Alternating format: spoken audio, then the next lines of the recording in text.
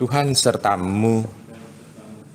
Inilah Injil Yesus Kristus menurut Santo Lukas. Dimuliakanlah Tuhan.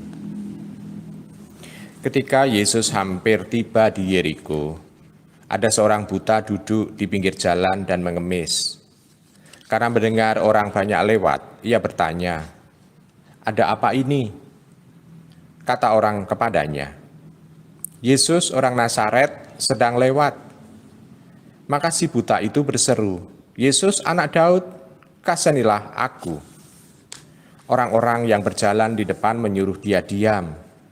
Tetapi semakin kuat ia berseru, "Yesus anak Daud, kasihanilah aku." Maka Yesus pun berhenti dan menyuruh orang mengantar dia kepadanya. Ketika si buta itu sudah dekat, Yesus bertanya kepadanya, "Apa yang kau inginkan ku perbuat bagimu?" Jawab orang itu, "Tuhan, semoga aku melihat." Maka Yesus berkata, "Melihatlah, imanmu telah menyelamatkan dikau." Pada waktu itu juga ia melihat, lalu mengikuti Yesus sambil memuliakan Allah. Seluruh rakyat menyaksikan peristiwa itu dan memuji-muji Allah. Demikianlah Injil Tuhan kita. Terpujilah Kristus.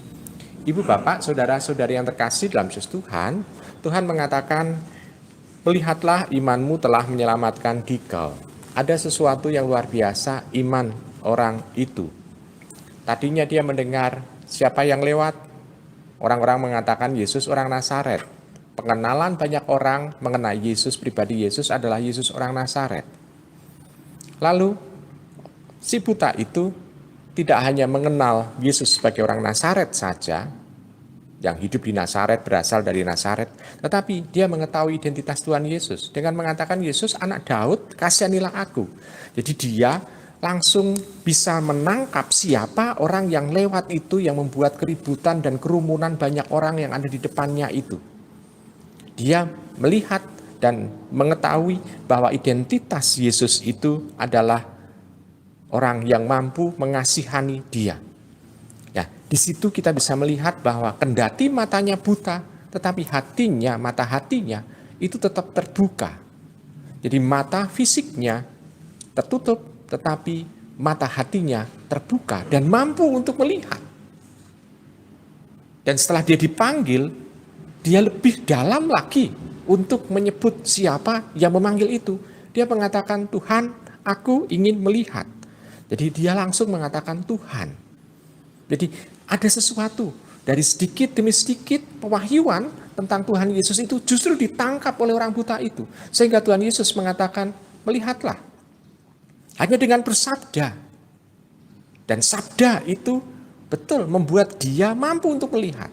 Nah, ibu, bapak, saudara yang terkasih, itu peristiwanya. Sekarang dalam diri kita sudah mengenal pewartaan tentang Tuhan Yesus dari banyak orang yang mengajarkan tentang Tuhan Yesus kepada kita. Apakah hati kita itu juga cukup terbuka untuk bisa menangkap siapa secara pribadi Tuhan Yesus itu dalam diri kita? Kalau kita konsekuen, misalnya, "Oh, Tuhan Yesus itu adalah sahabatku," apakah betul dalam kehidupan kita sudah bisa menjadi sahabat bagi Tuhan Yesus dan sahabat yang membanggakan dirinya? "Oh, Tuhan Yesus itu adalah gembalaku." Apakah kita sebagai domba juga sudah menjadi domba yang sungguh membanggakan dirinya dan tidak pernah tersesat?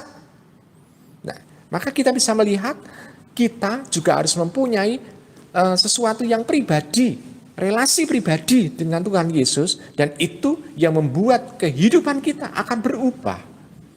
Dan kalau kita betul-betul mampu untuk bisa menghayati secara pribadi dari relasi dengan Tuhan Yesus itu, kita akan mengalami misalnya perubahan hidup yang sungguh-sungguh seperti orang buta itu.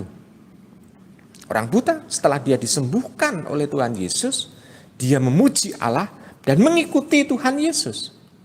Dan kita bisa melihat, ibu, bapak, kita pun juga kalau kita misalnya itu selalu mengatakan bahwa Tuhan Yesus adalah gembalaku, kita juga hidup sebagai domba yang taat, domba yang tidak pernah tersesat. Ini sudah bisa mengubah kehidupan kita menjadi kehidupan yang terberkati. Kalau Tuhan Yesus itu sebagai gembala, kita bisa menjadi sahabat. Kita bisa menjadi sahabat yang membanggakan dirinya.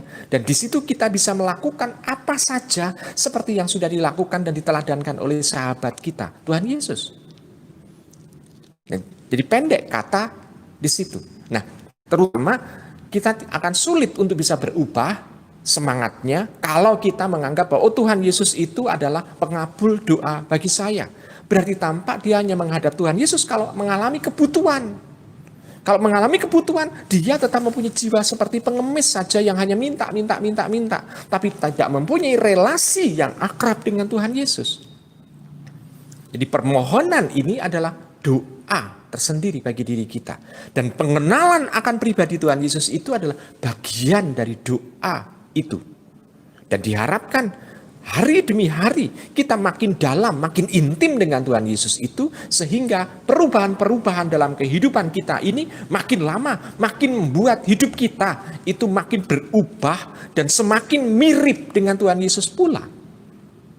Karena dengan seperti itu kita akan bisa merasakan perubahan-perubahan hidup. Dan yang bisa merasakan perubahan hidup itu adalah orang-orang yang ada di sekitar kita sebetulnya.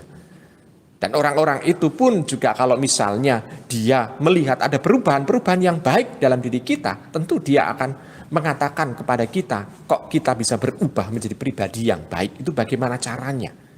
Orang-orang yang ada di sekitar kita akan menilai diri kita.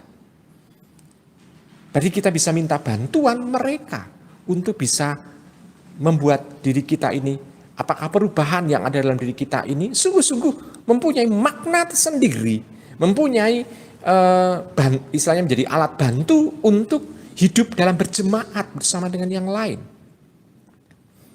Ibu, bapak, saudara terkasih dalam Yesus Tuhan, maka kita bisa melihat ada satu tujuan tersendiri dalam diri kita, yakni bagaimana kita bisa mengalami keselamatan darinya. Asal ada perubahan yang signifikan dalam kehidupan ini, perubahan yang sungguh memberikan makna bagi keselamatan kita. Selamat merenungkan.